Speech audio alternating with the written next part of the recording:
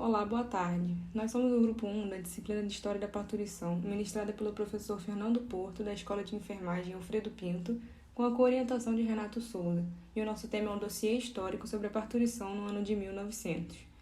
Nosso grupo é composto pelos seguintes estudantes: Aimee Diógenes Santos, Ananda Gomes Monteiro, Carolina Almeida Francisco, Fernanda Cristina Correia de Almeida Gomes, Milena da Silva Alves de Oliveira, Renato dos Santos da Anunciação e Tainá Lopes Ferreira.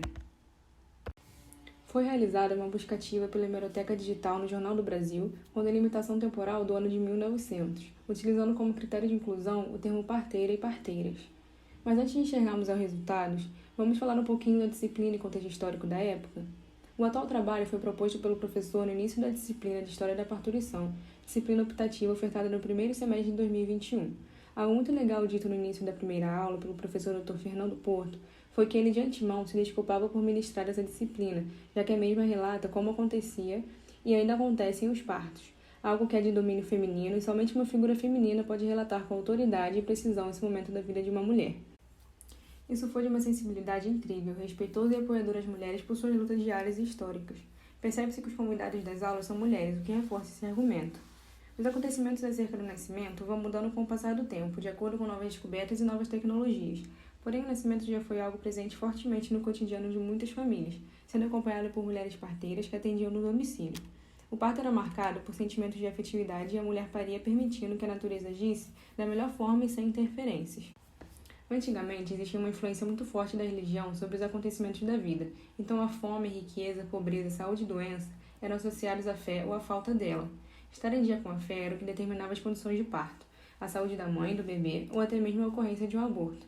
A história da assistência ao parto mostra que durante séculos ele foi um evento singular, integrante do ciclo da vida da mulher, exclusivamente feminino e familiar, cercado de fé e de misticismo, como a Nossa Senhora do Bom Parto, do Bom Sucesso e do Divino Parto, cujos nomes surgiram com a imagem da Virgem Negra de Paris.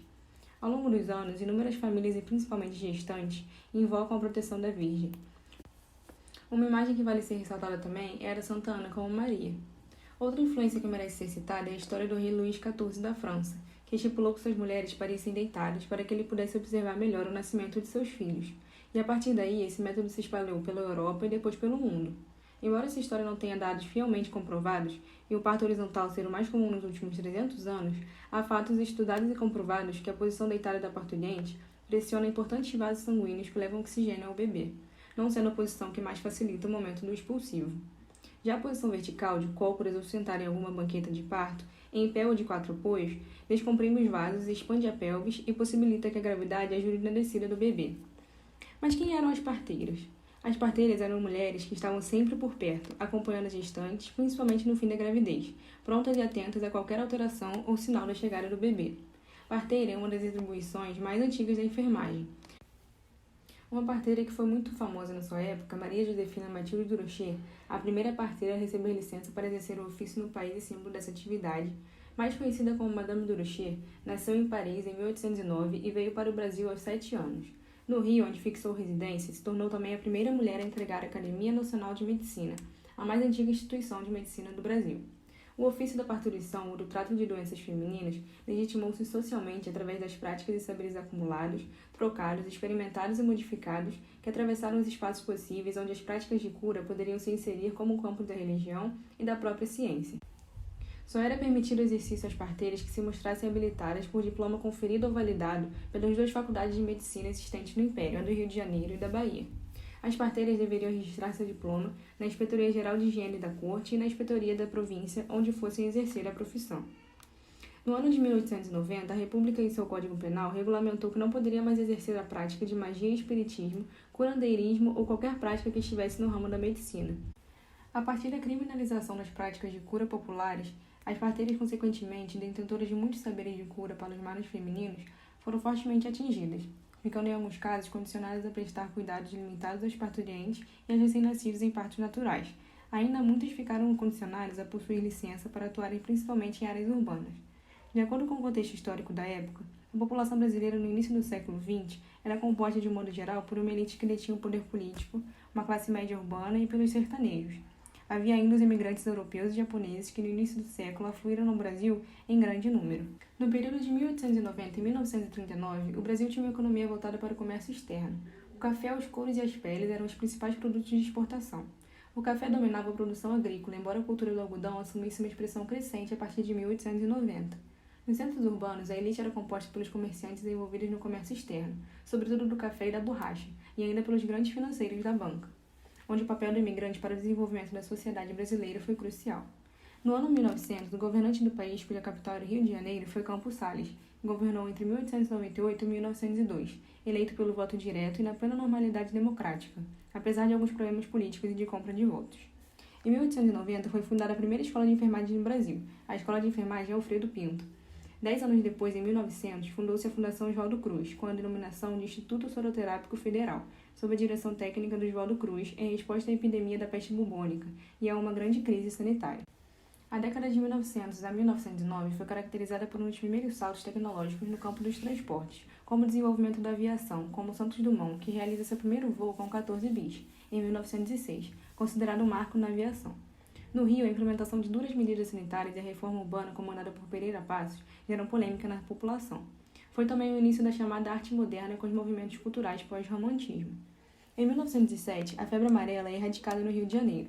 Mais tarde, em 1909, Carlos Chagas descreve o ciclo da doença de Chagas, considerado um feito ímpar na área de ciências biomédicas. Na virada do século, a população brasileira era de 17,3 milhões de habitantes, vivendo cerca de 11 milhões no campo. As 5 cidades mais populosas eram Rio de Janeiro, São Paulo, Salvador, Belém e Recife.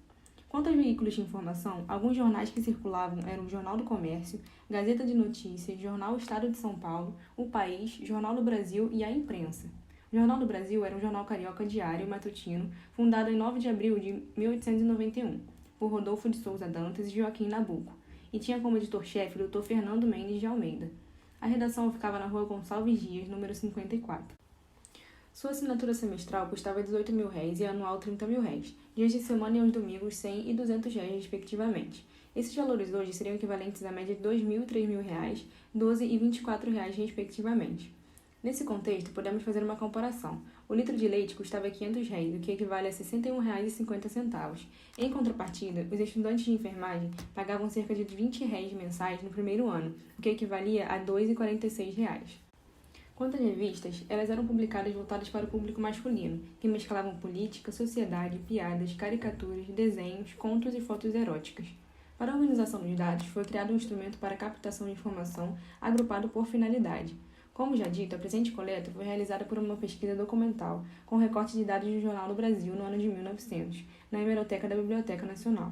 Conforme foram feitas as coletas desses dados, nos 50 recortes obtivemos tipos variados de ocorrências, como anúncios, queixas do povo, publicações e outros que serão descritos e analisados a seguir. A partir disso, chegamos aos seguintes resultados. No total de ocorrências, 12 foram identificadas como anúncios, um gênero muito frequente de se observar, já que na época essas mulheres parteiras eram muito procuradas e de inteira confiança do mulherio.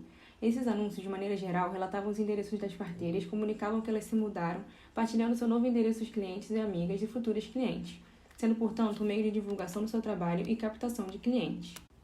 Foram identificados também 3 aparecimentos de folhetins, criados e publicados de forma parcial e sequenciada em capítulos, com o objetivo de entreter os leitores. Em geral, os folhetins da época possibilitam uma visão a respeito das parteiras, uma vez que as representam com todos os seus estereótipos, ajudando a compreender como era a parteira no imaginário, sendo componente daquela sociedade e estando presente nas mais diversas situações.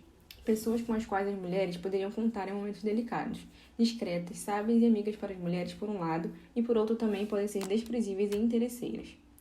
Nesta coleta, observamos 2 telegramas. Esse tipo de ocorrência tem como objetivo passar uma informação de forma objetiva e rápida. No recorte indicado a seguir, podemos ver a informação em que uma parteira possivelmente foi cúmplice de um crime, o que muito ocorria na época, principalmente quando se falava de abortamento. Em relação às histórias, foram encontradas 6 no total. Com o objetivo de narrar e entreter o leitor, mais uma vez o termo parteira foi identificado no trecho de uma história real, em que se trata de um parto gemelário que na época era extraordinário. No tipo obituário, que é o registro necrológico de um indivíduo no jornal, obtivemos 2 em que inclui o nome de parteiras.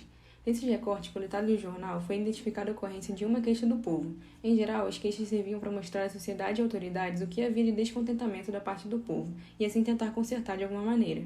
No recorte abaixo é possível ver uma queixa de um certo informante sobre parteiras que encarregavam-se de dar fim a crianças para encobrir erros praticados pela mãe. De noticiário, encontramos apenas um com o termo parteiras. Essa seção do jornal se destina à publicação de notícias políticas, econômicas, culturais e esportivas, por exemplo.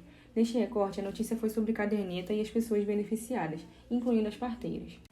No que se refere a publicações, temos uma em que se descreve uma notícia curiosa da época, narrada pela parteira assistente Andressa, dizendo que uma senhora Isabel pariu um menino, o qual, na nota de nascer, chorando pronunciou por diversas vezes a palavra papai. Acontecimento esse considerado digno de ser publicado, já que esta parteira era respeitada e de elevada crença para a população em sua totalidade, por isso não duvidavam da veracidade do fato. De queixas policiais, obtivemos uma em que mãe e filho morrem em parto sem assistência de parteira. E por fim, tivemos 5 ocorrências de conversa médica. E é importante destacar que até a década de 1870 as parteiras dominavam a arte de partejar, porém aos poucos foram perdendo seu espaço de prática para médicos. E neste recorte podemos ver uma conversa em que uma delas atua realizando o exame físico em parturiente. Bom, como considerações finais do trabalho, podemos perceber singularidade na humanização do parto, mesmo que em tempos com menor oferta de tecnologia. Também a presença da religião nas diversas atividades sociais, influenciando principalmente as questões do universo feminino, como é importante documentar as ocorrências na época a fim de assegurar possibilidade de historiação e a busca do saber. A investigação contribuiu para o ensino de enfermagem na graduação em saúde, permitindo a utilização de novas ferramentas de busca, suscitando novas pesquisas e investimento em ciência a partir da leitura deste trabalho, trazendo novas perspectivas para a enfermagem obstétrica. Os dados podem ser aproveitados para um novo olhar. A atuação da enfermeira na assistência à mulher no processo de parturição atualmente é considerada como uma possibilidade para a redução da mortalidade materna e perinatal. Com essa assistência, diminuir as ações intervencionistas do tipo cesarianas, muitas vezes desnecessárias. Também tem sido constante a reflexão do privilégio majoritário da parturiente como ser ativo no referido processo, conduzido por uma assistência mais humanizada.